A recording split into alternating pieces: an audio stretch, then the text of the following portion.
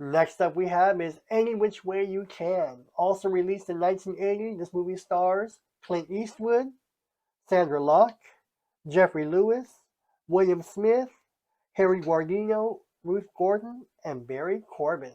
Let's check out Any Which Way You Can.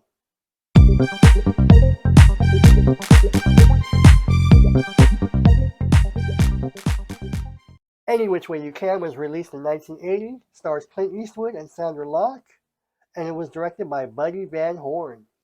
The movie starts off with the police and the caravan drive up to an empty field to bet on Philo Beto, played by Clint Eastwood, in a street fight.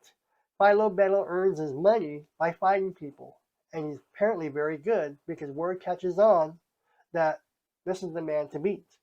In actuality, this 1980 follow-up to the 1978 film Every Which Way But Loose was just as joyful and amusing as the first one.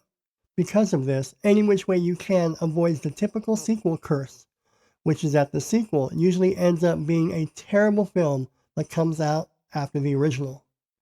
Author Stanford Sherman skillfully crafted a wholesome narrative that both incorporated and enhanced the preceding take, and it was done in a really pleasant and engaging way. So Any Which Way You Can, director Buddy Van Horn's offering, was undoubtedly genuinely entertaining. The reunion of the original cast to play their parts from the film 2 years was fantastic. Clint Eastwood's Any Which Way You Can is a very good movie, but it's hard not to feel a grudging affection for it. Where else in the space of 115 minutes can you find a country and western road picture with 2 fights, a bald motorcycle gang, the mafia, a tow truck, a love story, Fats Domino, a pickup truck, a foul-mouthed octogenarian, an oversexed orangutan, and a contest for the bare-knuckle championship of the world?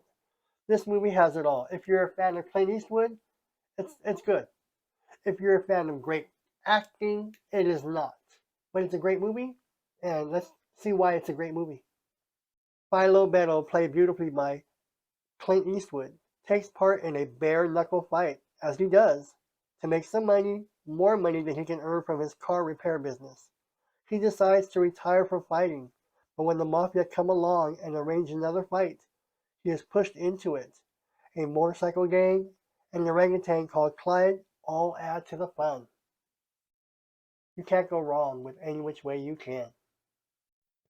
It goes without saying that actors like Jeffrey Lewis, Sondra Locke, Clint Eastwood, and others gave outstanding performances to bring the sequel to life on film.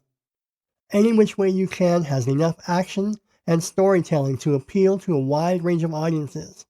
However, this film also features a strong storyline, comedy, and romantic themes.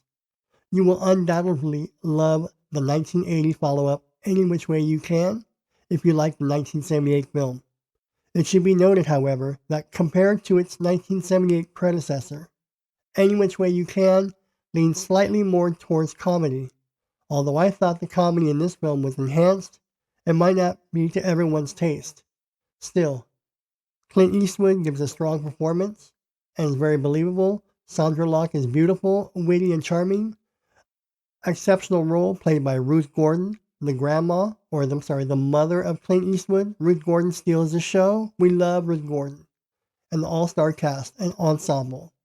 Any Which Way You Can will tickle the funny bone, at times a little slow, but overall, out of 5 stars, Any Which Way You Can is a solid 4. If you're a fan of Clint Eastwood and Sandra Locke and Any Which Way You Can, this movie is a good movie. Out of 5 stars, I give this a solid 4. Only because it has everything. Country western, bar fights, slapstick, what else? Fats Domino, country western. It's almost like Roadhouse before Roadhouse. So who doesn't like Roadhouse? Alright? So that is Any Which Way You Can. Check it out if you haven't already. I highly recommend it. I'm Tony. Thanks for watching Yesteryear and Today. And I'll see you all in the next video.